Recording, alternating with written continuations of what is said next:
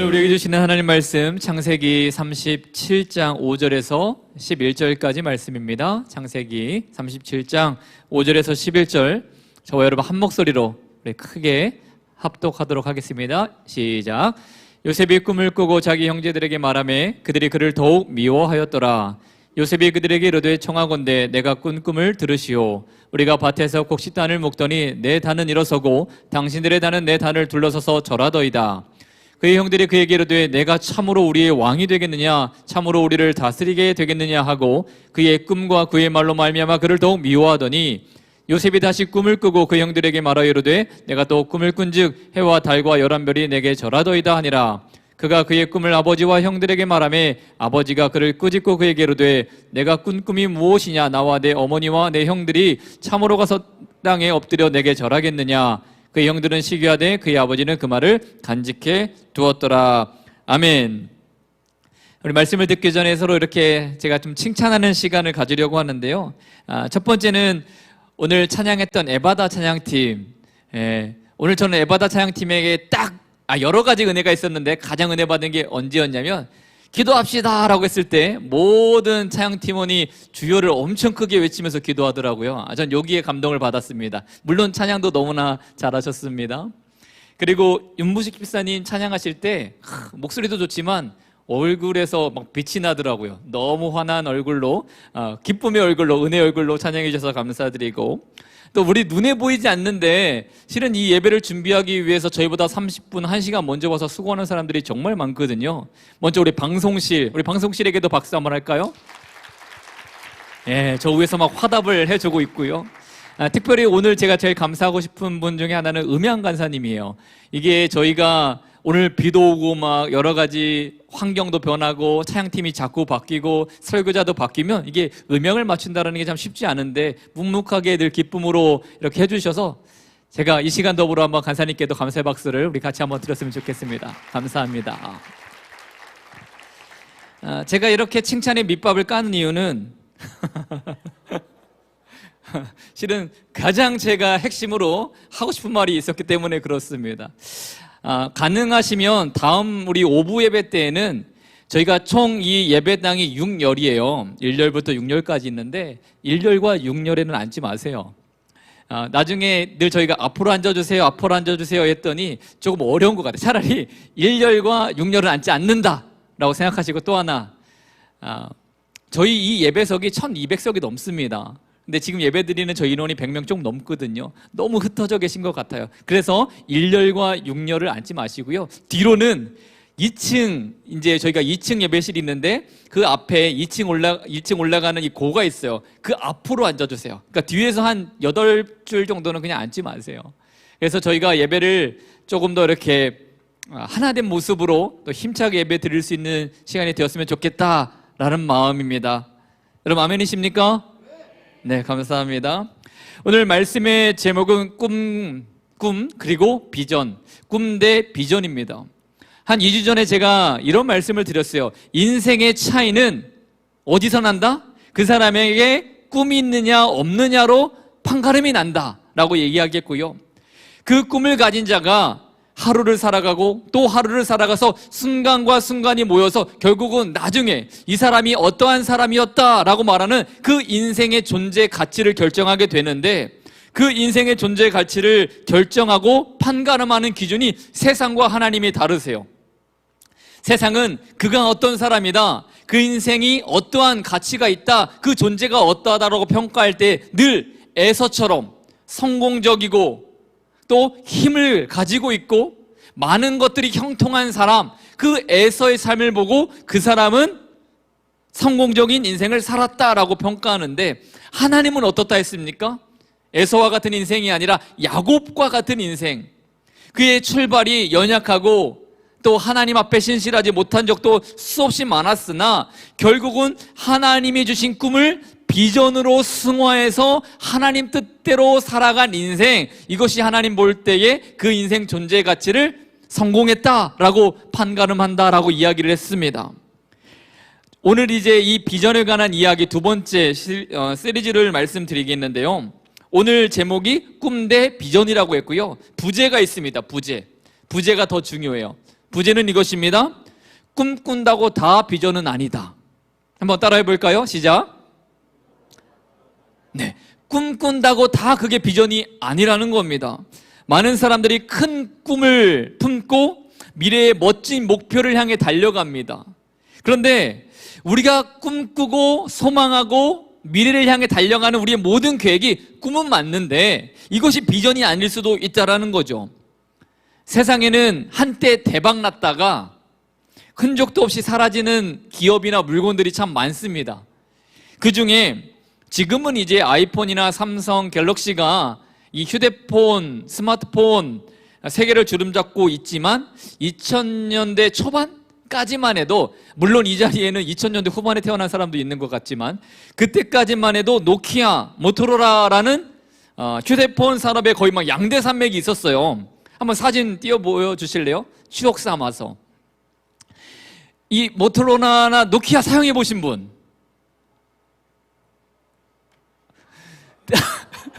지금 들었다가 내린 건 뭐예요? 들었는데 들켰다 내 나이를, 이런 느낌이었는데, 예, 맞아요. 2000년대 후반 들면서 스마트폰 시장이 개척되고 이 노키아 그리고 모토로라가 순식간에 사람들에게 외면을 당하고 지금 거의 뭐 존재도 없습니다. 사진 하나만 더 보여주시면, 코닥 알지요? 이 코닥 거의 뭐 카메라 시장의 절대 강자였죠. 그래서 이 코닥은 실은 회사 이름이잖아요.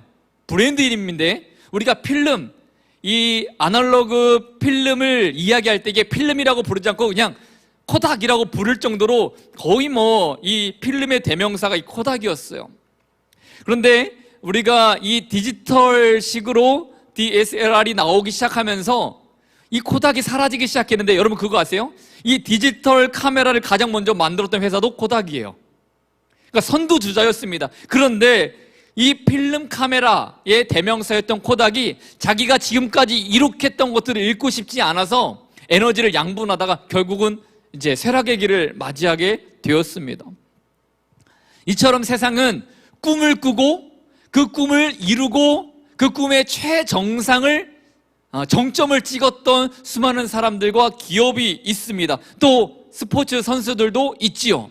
그런데 어느 순간 그런 기업이나 물건들과 이 스포츠 선수들이 한 번에 정점에서 내려오고 아니면 어떤 스캔들로 몰락하는 경우가 있는데 왜 그럴까? 왜 그럴까?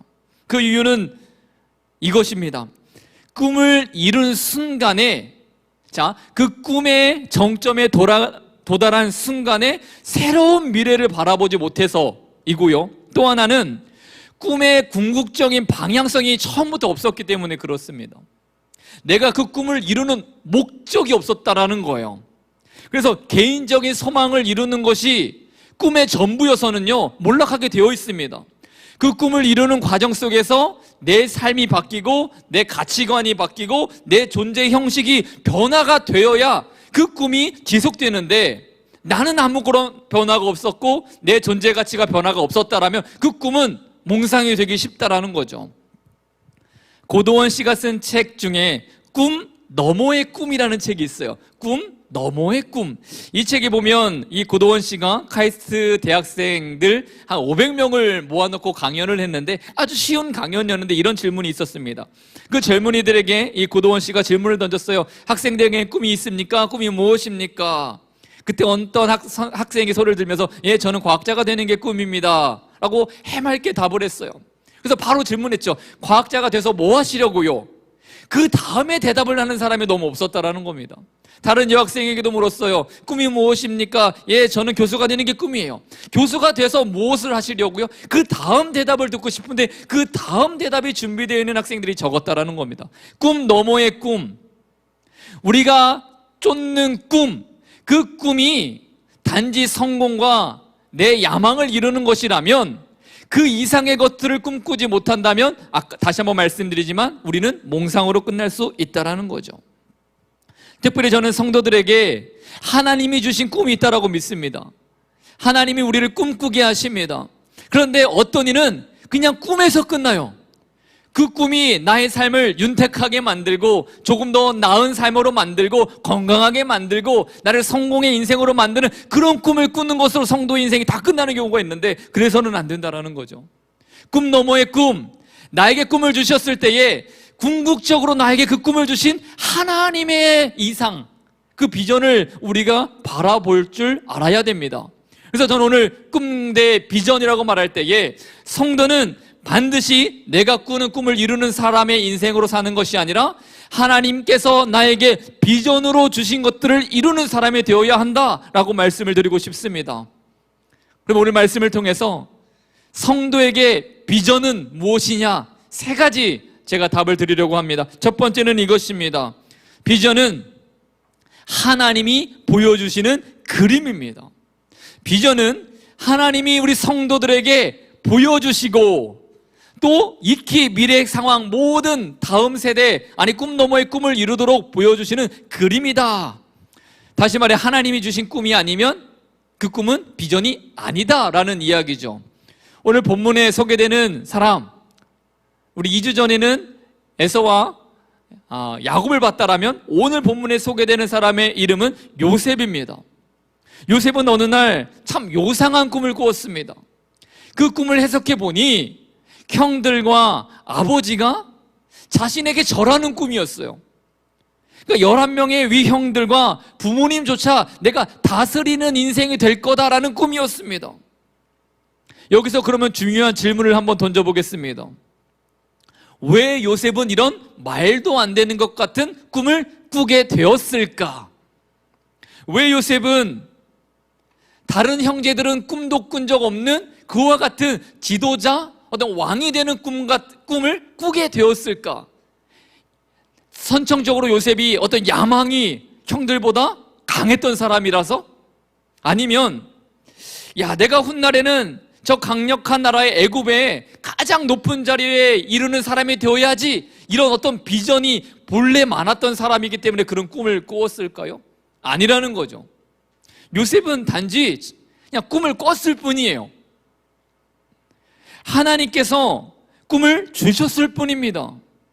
그래서 요셉은 그 꿈 때문에 오히려 인생이 참으로 힘들어졌습니다. 형들에게 미움받고 노예로 팔려가고 노예 생활하고 억울하게 감옥에 갇히고 오랫동안 자신을 알아주는 사람이 없는 그런 비천한 인생을 오랫동안 살게 돼요.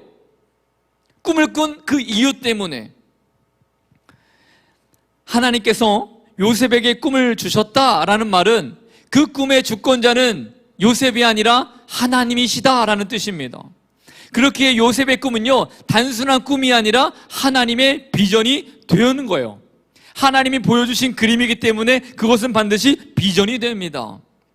우리가 가장 익히 아는 유명한 명언 중에 소년이여 야망을 가져라 라는 말을 다 아실 거예요. 윌리엄 클락이 했던 말.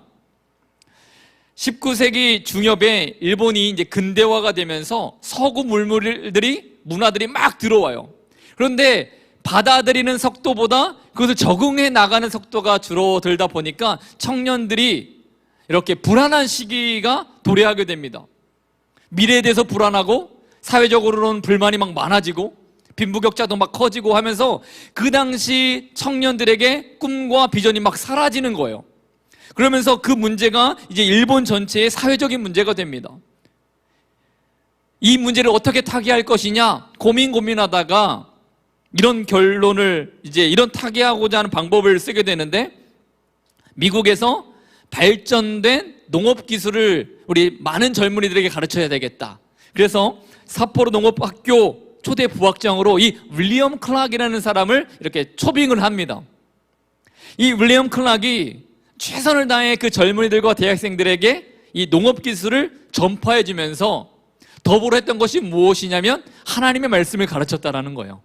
당시 일본은 절대로 성경을 가르치거나 기독교적 어떤 가치관을 내세울 수 없는 나라였는데, 이 윌리엄 클락이 그 청년들에게 하나님의 말씀을 가르치기 시작했습니다. 그리고 그의 가르침을 받은 많은 젊은이들이 후대 어떤 사람들이 되었느냐? 농업 기술자가 되기도 하고 교육가가 되기도 하고 정치가들이 되기도 하면서 이 일본이 개화기 때에 그가 가르쳤던 그 청년들이 장년이 되고 또 일본의 리더가 되면서 선진 일본의 밑거름을 닦는 위대한 인물들이 많이 나와요. 이 윌리엄 클락이 이 삿포로 대학교에서 단 1년밖에 가르치지 않았습니다. 금방 고국으로 돌아가요. 그 고국으로 돌아가면서 마지막 그 청년들과 대학생들에게 했던 말이 바로 Boys be ambitious라는 이 소년이여 야망을 가져라라는 말입니다. 이 단 한 문장만 한 건 아니고 아주 길게 이야기를 했는데 이 핵심만 우리가 들려지고 있어요. 근데 이 말 중에 단어 하나가 빠졌는데, 숨겨진 단어가 있는데 의도적으로 숨겨진 단어입니다. 그게 뭘까요? Boys be ambitious 뒤에 뭐가 없어졌을까요? For Christ란 말을 의도적으로 빼버렸습니다. 일본인들이. 이 윌리엄 클락이 하고 싶었던 말은요, Boys be ambitious, 소년들이여 야망을 가져라, For Jesus Christ, 예수님을 위해, 이 말을 했거든요. 그 소망을 가지고 주님 안에서, 예수님 안에서 꿈과 비전을 가진 자들이 일본을 바꿔놨다는 사실을 아셨으면 좋겠어요. 오늘날 얼마나 많은 사람들이 꿈을 향해 달려가고 있습니까? 그런데 수많은 사람들이 꿈이 성취되고 성광신화를 이룰수록 사회가 발전하면 좋겠는데 오히려 발전하지 않는 것 같은, 수많은 사람이 꿈에 도달하고 있는데 사회는 더 악해 보이는, 오히려 추악해 보이는 상태로 가고 있다. 쉽게 예를 들면 지금 푸틴은 꿈을 꾸고 있습니다. 강대한 러시아. 그의 꿈이 지금 성취되는 것처럼 보이는 것처럼, 그런데 그의 꿈이 성취되고 정점에 도달하려는 위치까지 가려고 할 때 나타나는 일들이 무엇입니까? 수많은 사람들이 고통을 당하잖아요. 김정일 씨도 꿈을 꿉니다. 그리고 그 꿈을 향해 달려갑니다. 그 결과가 무엇입니까? 그래서 예수님 없는 꿈은요, 예수님이 없는 우리가 소망은 야망이 되고 야욕이 되고, 예수님 없는 그 꿈이 오히려 수많은 사람들을 절망의 구렁텅이로 끄집어 당기는 마귀의 도구가 되는 것입니다. 여러분, 마가복음 9장에 보면 예수님이 베드로와 야고보와 요한 세 제자를 데리고 한 산에 올라가셨다가 놀라운 변형된 모습을 제자들에게 보여줍니다. 성경은 예수님의 변화된 모습이 얼마나 광채가 났냐면 사람이 손으로 빨래해서 그보다 그 옷을 희게 만들 수 없을 정도로 하얗다라고 성경이 표현합니다. 그 광경을 보고서 그 장면이 얼마나 황홀했는지 베드로가 마가복음 9장 5절에 이런 말을 합니다. 베드로가 예수께 고하되 랍비요, 우리가 여기 있는 것이 좋사오니 우리가 초막셋을 짓되 하나는 주를 위하여 하나는 모세를 위하여 하나는 엘리야를 위하여 하사이다 하니, 베드로가 말한 초막은 원어로 따지면 장막이라는 뜻이 아니라 성막이라는 뜻입니다. 성막. 그러니까 예배하는 자리를 만들고 싶다라는 거예요. 예수님을 바라보면서 그 놀라운 형언할 수 없는 찬란한 빛을 보고, 또 이스라엘에서 가장 능력도 많았고 위대하게 쓰임받았던 모세를 보고 엘리야를 보고, 그 장면을 보니까 베드로가 말했던 것입니다. 나의 꿈은 바로 이곳에서 평생 당신들과 살면서 예배드리는 것이 나의 꿈입니다. 이렇게 말한 거예요. 그런데 예수님께서 그렇게 소망을 말하고 꿈을 말하던 베드로에게 뭐라고 말씀하셨습니까? 이제 가자, 산으로 내려가자, 산 아래로 내려가자. 베드로는 그 산 정상에 있고 싶었어요. 평생을 그렇게 살고 싶다라고 말했습니다. 그런데 예수님 뭐라고 말씀하셨다고요? 이제 내려가자. 산 밑으로 내려가서 저 산 밑에 사는 수많은 사람들의 문제와 갈등과 고통, 그것이 번민하는 곳에, 그곳으로 가자. 내가 온 이유는 바로 그곳에 있다라고 말씀하셔요.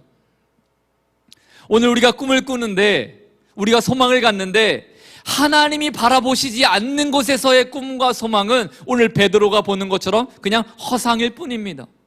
주님은 말씀하세요. 가자. 주님이 계획하신 곳으로 가는 것이 꿈이고 하나님께서 주시는 비전이라는 것입니다. 오늘 요셉은 처음에 단지 꿈을 꿨어요. 그런데 시간이 지나면서 그 꿈이 하나님이 주신 비전이라는 것을 발견해 가기 시작합니다. 처음에 요셉은 하나님이 자신의 인생을 그렇게 인도하신다라고 추호도 생각하지 못했는데 훗날 돌아보니 하나님이 자신만 구원하셨을 뿐만이 아니라 자신을 통해서 온 인류를 구원하시기 위해 야곱의 가족들을 보호하시려는 수단으로 나를 이끄셨구나라는 것을 인정하게 돼요. 꿈이 비전이 된 것입니다. 자, 두 번째로 성도에게 하나님이 주시는 비전이란 무엇일까? 두 번째는 이것입니다. 비전은 하나님이 택한 자에게 주시는 은혜다. 은혜가 중요합니다. 비전은 하나님이 택한 자에게 주시는 은혜입니다. 여기서 또 이렇게 질문해 볼까요? 왜 하나님은 요셉에게 꿈을 주시고 비전을 주셨을까? 왜 요셉을 택하셨을까? 요셉이 다른 형들보다 훨씬 뛰어나서? 요셉이 하나님을 더 신실하게 믿는 믿음의 사람이었기 때문에? 아니면 요셉이 성품이 다윗처럼 완전한 사람이었기 때문에? 여러분, 하나님이 왜 요셉에게 꿈을 주셨습니까? 왜 요셉을 선택하여서 비전을 주셨습니까? 요셉은 어린 나이에 아버지의 사랑을 독차지하고 여러 가지 빌미로 형들의 잘못을 막 고자질하던 사람이었습니다. 꿈을 꾸고 자랑하고 형들의 막 분노를 사던 사람이었어요. 경솔한 사람이었습니다. 성품이나 신앙면에서 형들보다 나은 모습을 전혀 보여주지 않습니다. 그런데 하나님이 요셉에게 꿈을 주셨다고요. 레위기 26장 42절은 이렇게 말합니다.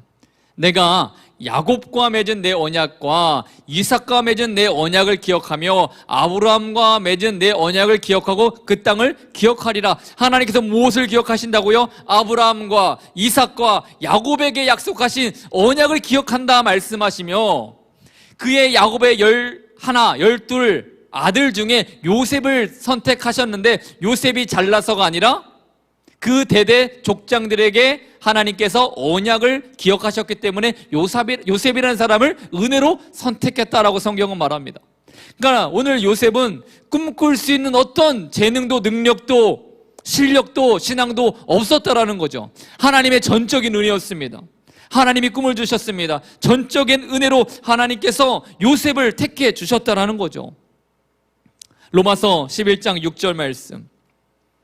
만일 은혜로 된 것이면 행위로 말미암지 않음이니 그렇지 않으면 은혜가 은혜되지 못하느니라. 아멘. 하나님으로부터 우리가 꿈을 받습니다. 하나님으로부터 우리가 비전을 받습니다. 우리가 어떤 자격이 있어서가 아니라는 거죠. 만약에 내 행위로 인하여 받은 것이라면 그것은 더 이상 은혜가 아니다라고 성경은 말하고 있습니다. 이 자리에 계신 우리 성도님 청년들에게 묻습니다. 하나님께서 우리에게 꿈을 주셨나요? 하나님께서 우리에게 어떤 비전을 주셨나요? 근데 내가 그 자격이 되어서 받은 것이 아니라는 사실을 기억했으면 좋겠습니다. 하나님은 전적으로 나의 연약함에도 불구하고 나를 사랑하셔서 하나님의 비전을 주신 줄을 믿습니다. 노아가 방주를 짓고자 하는 큰 비전을 가졌습니다. 아하, 이 시대를 보니까 하나님께서 곧 물로 심판하시겠구나. 그가 먼저 알았기 때문에 방주를 지은 것이 아니라 하나님께서 노아에게 전적인 은혜로 방주를 지을 수 있는 삶으로 인도하셨어요. 아브라함이 어떻게 믿음의 조상이 되었습니까? 아브라함도 어떤 자격이 있었던 것이 아닙니다. 하나님이 아브라함을 선택하셨어요. 느헤미야가 예루살렘이 다 무너져 있는데 그 성벽을 재건하고자 하는 꿈을 꾸었는데 그 꿈도 누가 주셨더라고요? 하나님이 주신 겁니다. 12제자와 바울에게 예수 그리스도의 복음을 온 열방으로 전할 수 있는 비전을 그들이 갖게 되었는데 그것도 누가 주셨다고요? 하나님이 주셨다고요. 오늘 우리로 하여금 예배드리도록 감동하시고 또 전도할 수 있도록 감동하시고 하나님의 교회를 세울 수 있도록 뜨거운 심장을 주신 그 이유는 우리가 무엇이 돼서가 아니라 하나님의 전적인 은혜임을 기억하시기를 축복합니다. 그래서 사도 바울은 고린도 전서 15장 10절에 이런 고백을 했습니다. 그러나 내가 나 된 것은 하나님의 은혜로 된 것이니 내게 주신 그의 은혜가 헛되지 아니하여 내가 모든 사도보다 더 많이 수고하였으나 내가 한 것이 아니요 오직 나와 함께 하신 하나님의 은혜로라. 할렐루야. 저는 사도 바울쯤 되면 자랑해도 된다고 생각하거든요. 그의 인생을 보세요. 주님을 위해서 생명을 걸었지 않습니까? 억울하게 갇히고 조롱당하고 매를 맞고 돌에 맞고 죽기 살기로 최선을 다해 주님을 위해 살았으면 그래도 어느 정도는 야, 나 진짜 주님 위해 최선을 다해 살았다 라고 한 번 정도 이야기해도 괜찮지 않겠습니까? 그런데 바울은 말합니다. 아니다라고 말해요. 나는 한순간도 하나님의 은혜로 살지 않은 적이 없다라고 이야기를 합니다. 그래서 꿈과 비전을 보면 비슷해 보여요. 야망도 또 꿈도 비전도 미래를 향한다라는 점에서는 똑같습니다. 미래를 향하고 있으니까. 그런데 출발점이 달라요. 출발점이. 꿈과 야망은 나로부터 시작합니다. 내가 이루고 싶은 것. 그런데 비전은 어느 것입니까? 주님이 원하시는 것. 그러니까 주님으로부터 출발을 하기 때문에 같은 것인 것처럼 보이지만 완벽하게 다르다라는 거죠. 그래서 꿈은요, 성실하면 실력이 있으면 이룰 수 있어요. 그런데 비전은 실력 있다고 재능 있다고 이루어지지 않습니다. 더 중요한 게 뭐라고요? 비전은 내가 하나님으로부터 전적으로 은혜를 받았다. 하나님 안에서 온전한 헌신과 온전한 믿음의 고백이 있어야만 비전은 이루어지는 것입니다. 한번 이렇게 따라해 볼까요? 자, 비전은 하나님이 택한 자에게 주시는 은혜다. 은혜인 줄을 믿습니다. 자, 마지막 세 번째로 성도에게 비전은 무엇입니까? 이어서 되는 말씀인데요. 비전은 하나님의 뜻이 성취되는 것입니다. 하나님의 뜻이 성취되는 것입니다. 우리는 자꾸 비전이 내 뜻이 이루어졌는가, 내 뜻이 성취되었는가, 그렇지 않은가로 판단하려고 해요. 그래서 이 말을 빗대어서 이렇게 기도하는 것은 올바른 기도는 아닌 것 같습니다. 하나님, 나를 향한 계획이 무엇입니까? 라고 묻는 기도가 생각보다 잘못된 기도인 것 같다는 생각이 들었어요. 하나님, 나에게 주시는 비전이 무엇입니까? 하나님, 내가 하나님께서 원하시는 삶을 살려고 하는데 나를 향한 하나님의 계획이 무엇입니까? 알려주세요 라고 묻는 이 기도가 어딘가 뭔가 핀트가 잘못되었다라는 느낌이 들어요. 왜 그러냐면 하나님, 나를 향한 계획이 무엇입니까? 라고 물을 때에 그 안에는 이런 마음이 들어있지 않나요? 하나님, 내가 어떤 위대한 인생을 살게 될까요? 하나님, 앞으로 내가 더 얼마나 풍요로운 삶을 살 수 있게 될까요? 하나님이 그렇게 해주실 거죠? 하나님 그렇게 만들어 주실 거죠? 그런 우리의 속사정이 또 속마음이 들어있지 않나요? 그런데 온전한 기도와 온전한 비전은 무엇입니까? 하나님의 뜻이 이루어지는 것. 나는 조금 어려울지 몰라도 나의 소망들은 이루어지지 않는 것처럼 보일지라도 나를 통해서 하나님의 그 놀라운 비전들이 성취되는 것, 그런 기도를 하는 것이 옳지 않겠습니까? 오늘 만약 요셉이 형들에 의해서 구덩이에 이렇게 밀쳐진 다음에 그 구덩이에서 하나님 앞에 이렇게 기도했다라고 하면 어떨까요? 하나님, 도대체 나를 왜 이런 환난으로 인도하셨습니까? 왜 이 구덩이에 빠지게 하셨습니까? 하나님, 나를 향한 하나님의 계획을 알려주세요. 근데 하나님이 들려주는 겁니다. 그래, 요셉아, 앞으로 너는 미디안 상인에게 팔릴 거고 노예로 끌려갈 거고 노예 생활 열심히 했는데 억울하게 감옥 갈 거고 평생을 감옥에 있을 것처럼 오랫동안 사람들에게 도움 못 받을 거야 라고 답을 만약에 하나님이 해주셨다면 요셉이 제정신으로 그의 인생을 살았겠습니까? 요셉은 한 번도 하나님이 주신 꿈을 자기가 이루려고 해본 적이 없었습니다. 하나님이 주신 그 꿈을 자신의 야욕과 야망을 위해서 성취하기 위해서 달려간 적이 없었다라는 겁니다. 요셉은 늘 자신의 삶에 동행하시는 그 하나님을 묵묵히 바라봤을 뿐이에요. 그러면서 그에게 꿈꾸게 하신 하나님의 계획, 하나님의 비전을 발견해 갔던 것입니다. 오늘 본문 9절에 보면 이런 말씀이 나옵니다. 요셉이 다시 꿈을 꾸고 그의 형들에게 말하여 이르되 내가 또 꿈을 꾼즉 해와 달과 열한 별이 내게 절하더이다. 그러니까 요셉이 두 번의 꿈을 꾸는데 첫 번째 꿈은 형들의 곡식단이 자기에게 절하는 꿈이었고, 두 번째 꿈은 해와 달과 열한 별이 자기에게 절하는 꿈. 이 꿈을 꾸고 나서 요셉이 철없이 형들에게도 자랑하고 아버지에게도 자랑을 합니다. 요셉의 마음 가운데에 꿈을 꾸자마자 그렇구나, 나는 형들을 또 아버지와 어머님을 다스릴 권세자가 되는 놀라운 사람이 되겠구나, 이런 생각으로 자랑을 했을까요? 그런 식으로 자랑했다면 싹수가 정말 없는 아들이겠죠. 그런데 자랑했다라는 의미는 추워도 나는 그런 사람이 될 거라고 생각하지 않았기 때문에 그냥 경솔하게 자랑한 겁니다. 그리고 나서 무려 23년이 지납니다. 그 꿈이 하나님의 비전이 아니었다고 생각했는데 23년이 지났습니다. 그리고 나서 요셉은 그때 꾸었던 꿈이 하나님의 비전이었다는 것을 발견해요. 무려 23년이나 지났습니다. 23년이 지나고 나서 가나안과 애굽 온 땅에 기근이 덮쳤습니다. 수많은 사람들이 굶어 죽었습니다. 야곱의 가족들도 예외가 아니었기 때문에 아버지 야곱이 형들을 통해서 애굽에서 먹을 것을 좀 구해와라. 그곳에서 형들은 자기들이 사지로 몰았던 동생 요셉을 만나는 겁니다.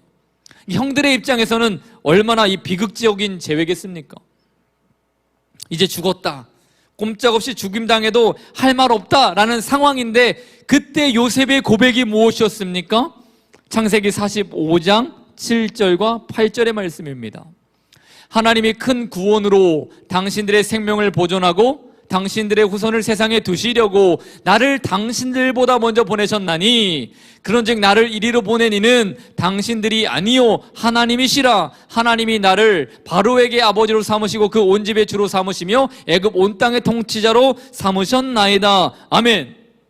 그러니까 요셉이 고생해서 애굽의 총리가 되었을 때, 아하, 내 꿈이 이루어졌구나 라고 말한 것이 아니라, 하나님이 나를 이 애굽의 총리가 되게 한 이유는 먼저는 우리 가족을 구원하게 하시려고, 그리고 하나님의 원대한 계획, 야곱의 가족을 통해서 이스라엘 백성들을 이루시고, 자기 백성으로 하나님이 이스라엘을 삼으시고 이스라엘부터 한 명의 구원자를 보내주실 것인데, 예수 그리스도 구원자를 통하여 온 인류가 구원받게 되는 비전, 하나님의 비전은 요셉이 총리가 되는 것이 아니라 요셉이 총리가 되어서 요셉으로 말미암아 이스라엘이 형성되고 온 인류가 구원받는 원대한 꿈을 하나님은 꿈꾸게 하셨다라는 겁니다. 아브라함도 하나님으로부터 비전을 받았죠. 아브라함아, 내가 너로 큰 민족을 이루고 내게 복을 주어 내 이름이 창대케 되게 하겠다, 하나님이 약속하셨습니다. 그 약속을 받았던 나이가 75세예요. 그리고 아브라함이 100년을 더 살다가 175세에 죽는데, 내 민족이 엄청나게 숫자적으로 민족을 이룰 만큼 강성할 거야 라고 약속해 주신 하나님의 꿈이 100년이 지나고 나서 어떻게 되었을까요? 사라의 여종 하골로부터 이스마엘 한 명 나왔고요, 사라로부터 이삭 한 명 나왔고요, 사라가 나중에 죽고 나서 그드로와 결혼해서 6명을 낳습니다. 그러니까 자식이 해봤자 8명이에요. 그리고 아브라함이 살아있는 동안 손주들도 있었는데 그 수를 합쳐봤자 30명이 조금 넘습니다. 아브라함이 100년을 더 살았는데, 하나님의 약속을 바라보고 100년을 더 살았는데 기껏 30명 늘어났다고요. 하나님, 이게 큰 민족입니까?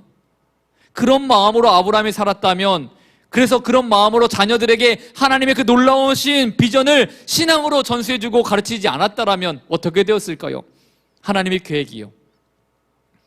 그런데 아브라함은 하나님이 주신 비전, 하나님께서 주신 그 놀라운 꿈은 내가 잘되고 내 삶이 놀랍도록 바뀌는 성취가 아니라 원대한 하나님의 꿈이 이루어지는 것이다 라는 것을 알았기 때문에 평생을 주님 주신 꿈을 붙잡고 자녀들에게도 그 신앙을 전수하는 인생이 되었을 것입니다.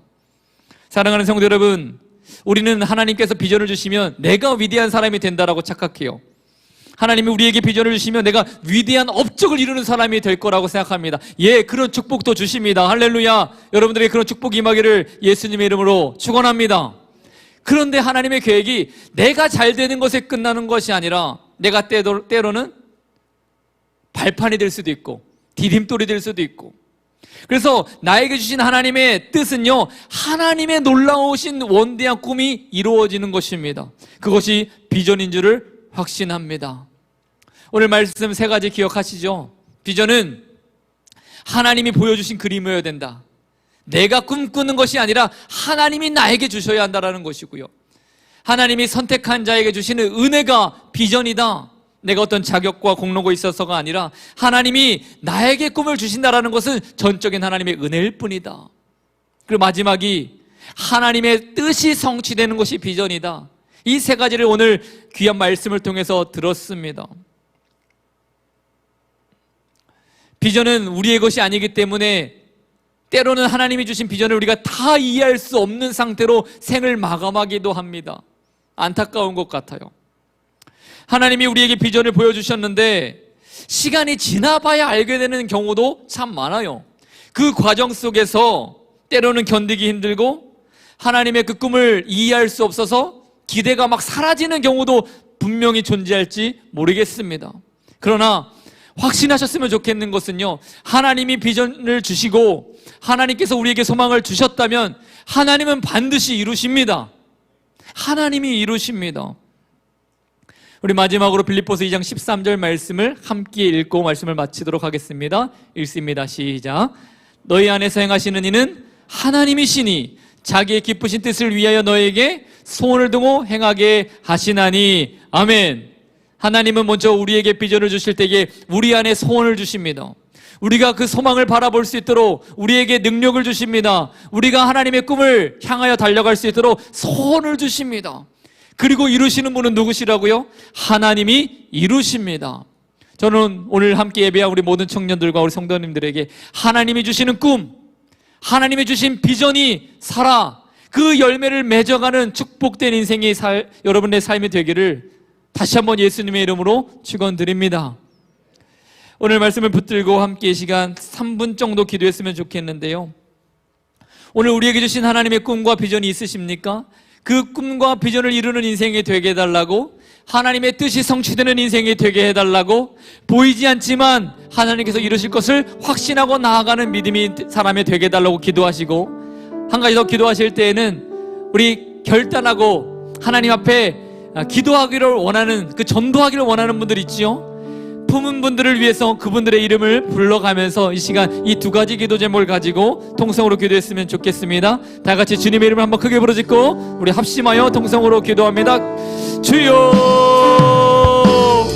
하나님 아버지, 오늘도 하나님 우리에게 주시는 하나님의 원대한 꿈을 이루는 믿음의 사람이 되기를 소원하며 간구하며 기도합니다. 하나님, 때로는 나의 꿈이 하나님 주신 비전이 아님에도 불구하고 내가 그것을 이루기 위해 쏟는 힘과 노력을 향하여 달려갈 때 있는데 그것은 야욕이며 하나님, 그것은 수많은 사람들을 절망의 늪으로 이끌어가는 사단의 도구로 하였습니다. 하나님, 나에게 주신 꿈을 내가 하나님이여 하나님이 주신 보여주신 비전대로 살아갈 수 있도록 하나님 역사하여 주시옵소서. 나에게 하나님 원대한 꿈을 꿀 수 있는 아버지 자격은 없지만 주님 나를 택하셔서 나를 구원하시듯 나에게 나타나는 놀라운 하나님 계획을 보여주시고 내가 가야 할 방향을 알려주시고 내가 하나님 꿈꿀 수 있는 비전을 주셔서 내가 하나님 주님 나라를 위하여 달려갈 수 있는 사람 되게 도와주시옵소서. 하나님, 우리가 하나님 소망하는 것은 하나님이 이루실 놀라운 비전이 되어야 할 줄을 믿습니다. 주님의 뜻이 없는 곳에 나의 뜻이 상하지 않도록 하여 주시옵소서. 주님의 발걸음이 없는 곳에 내가 뛰는 인생이 되지 않게 도와주시옵소서. 주님이 바라보시지 않는 곳을 향하여 내가 달려가는 우리를 범하지 않게 도와주시옵소서. 아버지 하나님, 우리에게 꿈을 주시되 내가 하나님의 우리 인생의 성취가 아니라 하나님의 그 놀라운 뜻을 성취해 나갈 수 있는 믿음의 인생이 되도록 기도하는 사람이 되도록 하나님 우리 안에 소원을 두고 역사하시는 하나님 바라보고 살아가는 하나님 놀라운 믿음의 성도가 되도록 청년이 되도록 역사하여 주시옵소서. 너희 안에 행하시는 이는 하나님이라 하셨습니다. 하나님, 우리에게 주신 이 꿈도 하나님의 것이며 이 꿈을 이루게 하시는 것도 하나님 한 분인 줄을 믿습니다. 주여, 우리가 주님 믿고 달려가는 하나님 믿음의 사람 다 되게 도와주시옵소서. 또한 이 시간에 기도할 것은 하나님 내가 아는 사람 영혼 구원하기 위하여 하나님 이름 성자 하나님 내 마음에 품고 하나님 기도합니다. 주여, 하나님 그 영혼 구원하여 주시옵소서. 하나님 그 사람 반드시 생명책에 이름되게 도와주시옵소서. 하나님 이끌어주셔서 그 사람 반드시 주님 믿고 하나님 구주로 영접할 수 있는 은혜가 있게 하여 주시옵소서. 나의 평생에 하나님이여 귀한 영혼들을 전도할 수 있는 축복된 하나님 꿈을 비전을 갖는 인생 되게 도와 주시옵소서. 주님의 역사를 고대합니다. 주님 감사합니다. 하나님, 주님이 주신 꿈과 내가 꿈꾸고 있는 꿈이 있다라면 하나님, 우리는 과감히 나의 꿈을 내려놓고 주님이 주신 꿈을 향하여 달려가기를 원합니다. 그것이 비전인 줄을 믿습니다. 하나님, 나의 삶에 주님의 뜻이 이루어지고 나의 삶에 주님의 영광이 드러나고 나의 삶을 통해서 주님의 놀라운 비전, 그 원대한 비전들이 성취될 수 있도록 역사하여 주시옵소서. 이 시간도 귀한 한 사람을 품고 기도합니다. 그 영혼 반드시 주님 품으로 인도할 때까지 내가 하나님 죽기 살기로 기도하며 주님 아버지 앞에 간구하겠사오니 주님이여, 주님의 때에 그 영혼 반드시 구원하여 주시옵소서. 오늘 또한 대전 지역에서 하나님, 시간 동성애 입법 반대, 하나님 시간행진과 시위가 하나님이 있게 되는데 주님이 함께하여 주셔서 하나님의 뜻이 아닌 잘못된 법들이 서지 않도록 주님 지켜주시고, 하나님 이 땅에 수많은 사람들이 하나님의 말씀과 율법 안에 하나님이여 믿음으로 나아갈 수 있는 축복된 대한민국이 되도록 주님 인도하여 주시옵소서. 지금은 우리 주 예수 그리스도의 은혜와 하나님 아버지의 극진하신 사랑하심과 성령님의 교통내주 충만케 하시는 은혜가 내 자신의 꿈이 아니라 하나님의 원대한 비전을 꿈꾸고 소망하는 인생이 되기를 소원하는 우리들의 결단과 믿음 위에 지금부터 영원토록 함께 하시기를 간절히 축원하옵나이다. 아멘.